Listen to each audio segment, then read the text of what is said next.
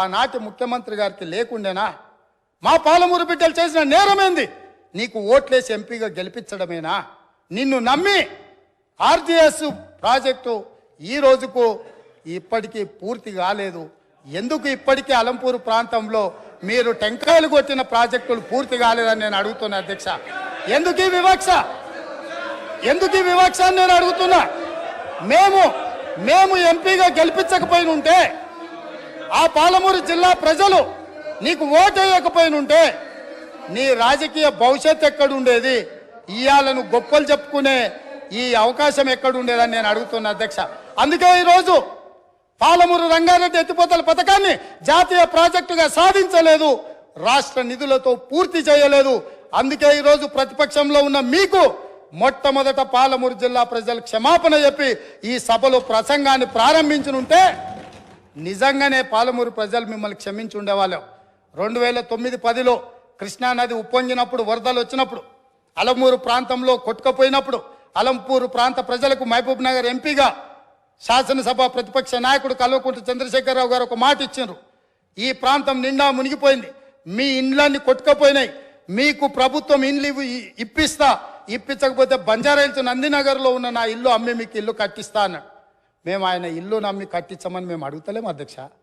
కానీ ప్రభుత్వం వచ్చిన 10 ఏళ్లలో నువ్వు కట్టిస్తాన్న డబుల్ బెడ్రూమ్ ఇల్లు ఆ అలంపూరు ప్రాంతంలో మునిగిపోయిన పేదలకు కట్టించి ఉంటే ఈరోజు నీకు ఇక్కడ నిలబడి మాట్లాడే అధికారము, అవకాశం ఉంటుండే.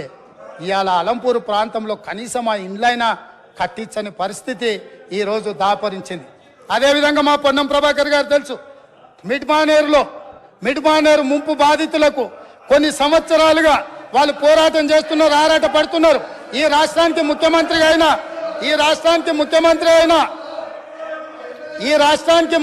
అయిన చంద్రశేఖరరావు గారు మిడ్మానేరు ప్రాంత పర్యటనకు పోయిండు. ఏం మాట్లాడిండు? రాజన్న ఆ ప్రాజెక్టులకు అక్కడికి వెళ్ళి, నేను మీ ఊరి అల్లుడిని, మీరు మిడ్మానేరులో ముంపు బాధితులు, మీ అల్లుడు ఈరోజు తెలంగాణ రాష్ట్రానికి ముఖ్యమంత్రి అయిండు, మీకు అందరికీ న్యాయం చేస్తా, మీకు R&R ప్యాకేజ్ ఇస్తా, మీకు ఇండ్లు కట్టిస్తాని స్వయంగా తెలంగాణ రాష్ట్ర ముఖ్యమంత్రిగా ఆనాడు చంద్రశేఖరరావు గారు అక్కడికి వెళ్ళి మాట ఇచ్చిండ్రు. నేను ఈరోజు మిమ్మల్ని అడుగుతున్నా అధ్యక్ష, ఈ రోజు వరకు వాళ్ళు మళ్ళీ అదే వంట వార్పు చేస్తున్నారు, అదే రాస్తారోకలు చేస్తున్నారు, అదే ధర్నాలు చేస్తున్నారు. ఇదే పోలీసులు ఉమ్మడి రాష్ట్రంలో లాఠీ చార్జ్ చేసిన పోలీసులు వాళ్ళ మీద లాఠీ చార్జ్ చేస్తున్నారు. మా మంత్రి పొన్నం ప్రభాకర్ గారు ప్రతి నెల నిరసన కార్యక్రమాన్ని ఇప్పటి వరకు నిరసనలు కొనసాగిస్తూనే ఉన్నాడు.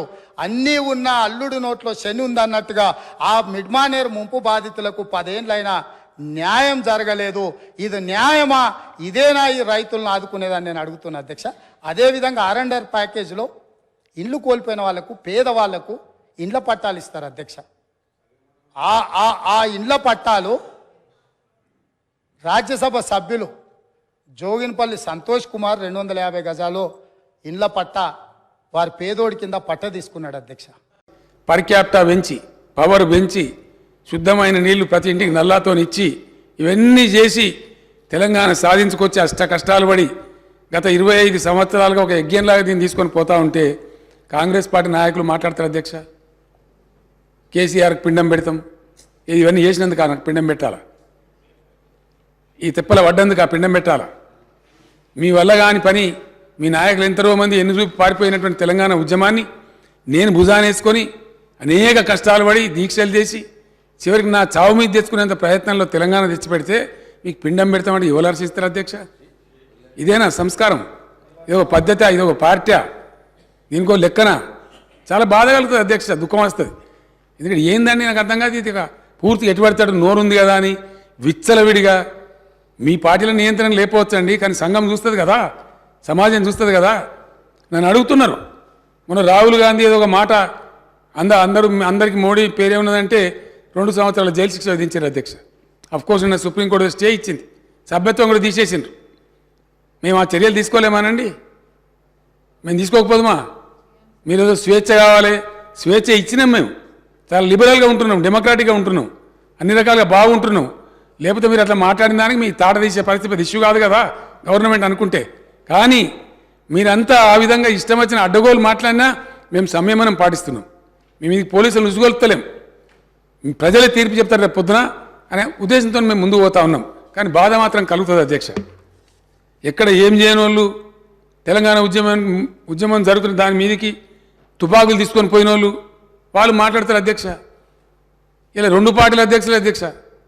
కాంగ్రెస్ పార్టీ అధ్యక్షుడేమో రైఫిల్ తీసుకొని పోయిండు కరీంనగర్ జిల్లాకు, ఇంకో పార్టీ అధ్యక్షుడేమో అందరు రాజీనామా చేస్తుంటే ఆయన ఒక్కడు మాత్రం రాజీనామా చేయకుండా అమెరికాకు వాడిపోయింది అధ్యక్ష.